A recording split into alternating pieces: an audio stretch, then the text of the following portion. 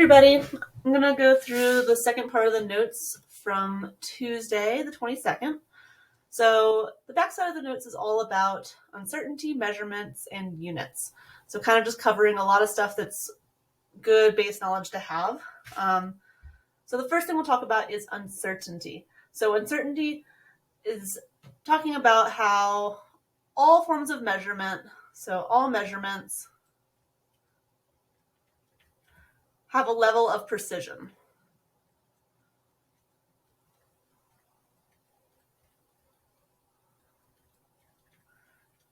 And that's talking about the smallest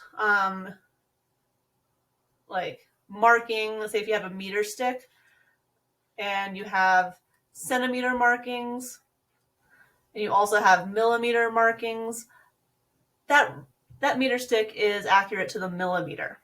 Okay? Where if you just had something that had just centimeters on it, it would be just accurate to the centimeter. Okay? So when we're reporting measurements, we're going to report all read values.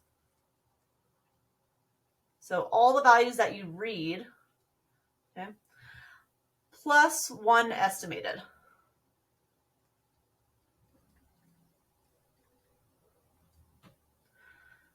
So we did this in class, but let's say I have a ruler with millimeter markings and I want to measure the length of my thumbnail. So this is a thumbnail. Okay? Weirdly draw a thumb here. And if I have a ruler over here, okay, and let's say this is a really small thumbnail, it goes out to 1, 2, 3, 4, 5, 6, 7 millimeters. Okay. And I can read 7 on here. I can read the 7 millimeters, but then I'm going to estimate one more. So maybe it's like halfway between 7 and 8. I might say that is 7.8 millimeters because this is the one that I know for certain. I read this one, or 7.5, 0.8, whatever. This one is estimated. Whatever you read and whatever you estimate, all of those are important values. So those things that we measure plus that one estimated, all of those numbers are significant, which is why significant figures are an important thing that we'll talk about a little bit. Not quite as stressed as it is in chemistry, but we do need to understand how to read significant figures, and why they exist is because of reporting measurements. One thing I forgot to mention, don't estimate. So we do not estimate for digital readings. So like a scale, if it says, 14.2 kilograms, we don't estimate another digit. All right, so significant figures, we have 3 rules to figure out how many significant figures there are in a measurement. Anything that's non-zero is significant. So 7, 8, 2, any number like that, that is significant. If we have zeros between non-zeros, those are significant. So like 48.3 up there for non-zero numbers, that would be 3 significant figures. If I have the number 702, those are all significant. That would also have 3 significant figures.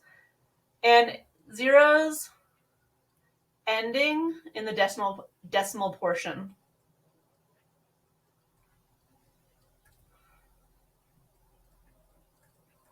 So like 7.000, that 0.000 is indicating that we measured those three digits. So we have 4 significant figures here. They're all significant. All right, percent error, we'll use this equation for labs. So to calculate percent error, we take our measured value. So whatever we measured in our lab, and if we have an expected or an actual measurement or value that we're comparing it to, so expected, we're going to subtract those 2 and then divide by that expected value. And then multiply by 100%, percent, and that'll give us the percent error from our whatever we measured in our lab to some expected or known value. All right, moving on, the units that we use in physics are the SI units. That's the International System. It's SI because it's still referenced to the French spelling.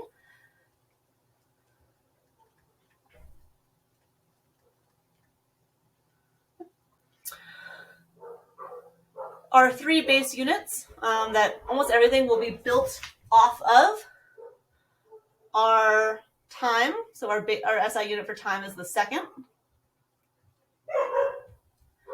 Length is the meter. And mass is the kilogram.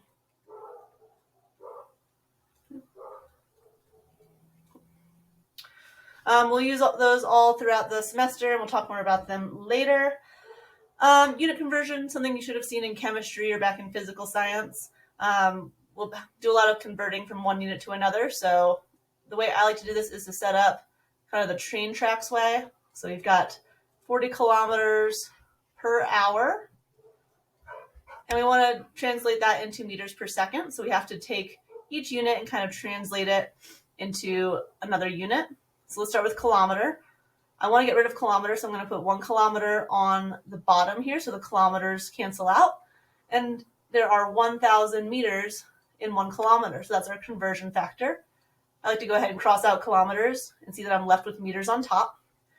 We'll do the same thing with hours. So 1 hour is the same as 60 minutes. Cancels out our hours.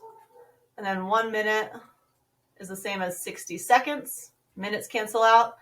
Now we're left with the units we want, which is meters on top, seconds on the bottom.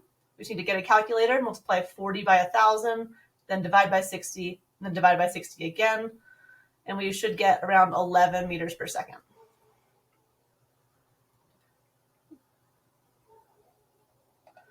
Last thing is scientific notation. That's where we write our numbers as something. So we have a number with a decimal times 10 to some power here. So we want to have just one digit, a decimal, and then times 10 to some power. So this first one here, 1,437, I want to write that as 1, then a decimal, 437. And to do that, I had to move that decimal place 1, 2, 3 places, or I had to multiply this by 1,000, so that's 10 to the third. For this one, I'm going to have my number 2.9, 1, 2 places, but in the other direction. So this is going to be times 10 to the negative 2, or essentially divide 2.9 by 100. Here we've got 1 million, which is 1 times 10 to the 6th.